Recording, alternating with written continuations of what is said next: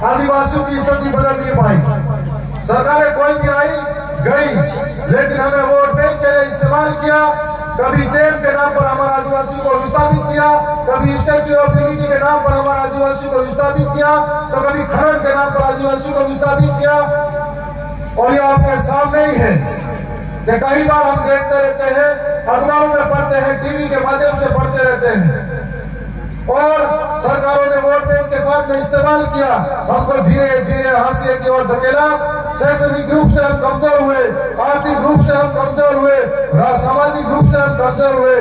फिर हमने दक्षिणी राजस्थान के अंदर इस बात को समझा कि शुरुआत में हम लोग कॉलेज के जब स्टूडेंट थे तो दक्षिणी राजस्थान के अंदर एक आंदोलन चलाया जा रहा था, जिस आंदोलन का हिस्सा हम सब हुए। तब हमें मालूम नहीं था कि कभी हम संवैधानिक तरीके से लड़ाई लड़ने के लिए जयपुर की विधानसभा तक जाएंगे, और सामाजिक रूप से हम लोग एक हुए, मजबूत होने के लिए सरकारों के खिलाफ लड़ने लगे। गांव गांव में जाकर, गाड़ी गाड़ी में जाकर हमारे लोगों को बताने लगे कि लोकतंत्र के अंदर हमें ताकत मिली है, इस ताकत का सही उपयोग करें। यदि नहीं किया तो आने वाले समय में घर जंगल जमीन के अधिकार से वंचित हो जाएंगे। आने वाले समय में जो पुरखों ने लड़कर अधिकार दिए थे वो हमसे छीने जाएंगे, और आने वाले समय में आजादी के 75 वर्ष बाद भी हमारे इलाके में 5वीं अनुसूची जो मिली हुई है संवैधानिक तरीके से धरातल पर लागू नहीं हो पाई है। उस आंदोलन के हिस्से के बाद में हम लोग समझ पाए, और जगह जगह जगह जगह पे हमारे पुरखों की मूर्तियां लगाने लगे।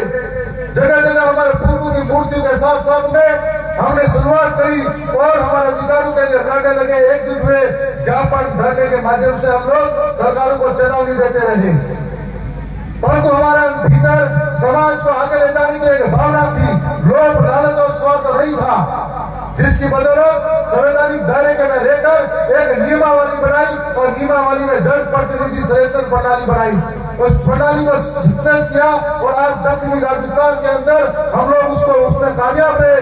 लगातार दोनों ही राष्ट्रीय दलों को हम प्रचार कर राजस्थान की विधानसभा जहां पर वहां पर हमारे पूरा प्रदेश चलता है, उसका हिस्सा बन गए। मैं आप तमाम साथियों से कहना चाहता हूँ कि हमारे पूर्वों ने 3 कमान से लड़ाई लड़ी थी, अब ये लड़ाई कलम और कागज से लड़ी जा सकती है, संविधान से लड़ी जा सकती है, और उसका हिस्सा हम सबको बनना पड़ेगा। आज कई समय हो गए, लेकिन हमारे यहाँ पर शिक्षा व्यवस्था का सुधार नहीं हुआ। हमारे लोगों को रोजगार नहीं मिला तो पलायन के लिए रोज इधर से उधर चले गए। हमारे यहाँ पर आज भी आर्थिक रूप से, शैक्षणिक रूप से कमजोर हुआ हमारा इलाका, पर किसी ने हमारे पर ध्यान नहीं दिया।